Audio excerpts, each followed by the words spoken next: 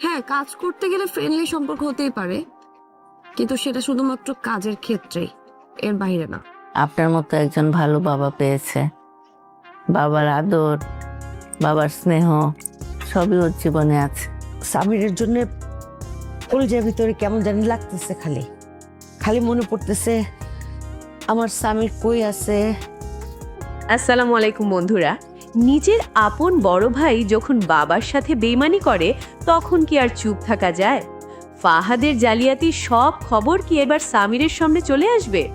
আর মেহেরিনের career কি শুরুতেই বড় কোনো বাধার মুখে পড়বে?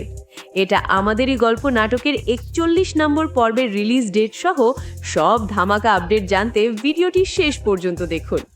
বন্ধুরা, আগামী 41 নম্বর পর্বে আমরা এক বিশাল টুইস্ট দেখতে পাবো। ফাহাদ যে কৌশলে জালিয়াতি করে বাবার শেষ সম্বল বাড়িটি বিক্রি করে দিয়েছে, সেই ভয়ঙ্কর সত্যটি এবার সামিরের সামনে চলে আসবে। নিজের ভাইয়ের এমন জঘন্য কাজ জানতে পেরে সামির কি পারবে নিজেকে শান্ত রাখতে?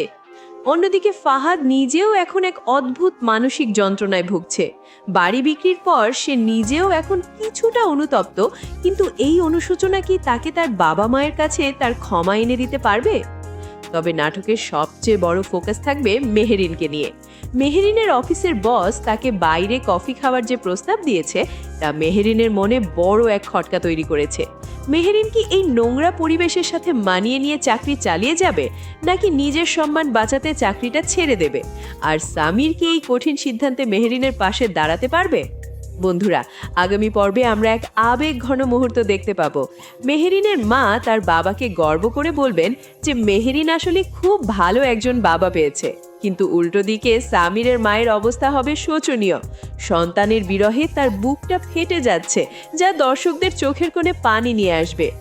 আপনারা যারা এই পর্বটির জন্য অধীর আগ্রহে অপেক্ষা করছেন তাদের জন্য জানিয়ে রাখি, এটা আমাদেরই গল্প নাটকের 41 নম্বর পর্বটি এপ্রিল মাসের 1 তারিখ দুপুর 12টায় আপলোড করা হবে। বন্ধুরা, আপনাদের কি মনে হয়, সামির কি পারবে ফাহাদের এই জালিয়াতির বদলা নিতে? আর মেহেরিনের কি চাকরিটা ছেড়ে দেওয়া উচিত? আপনাদের মতামত কমেন্টে জানান।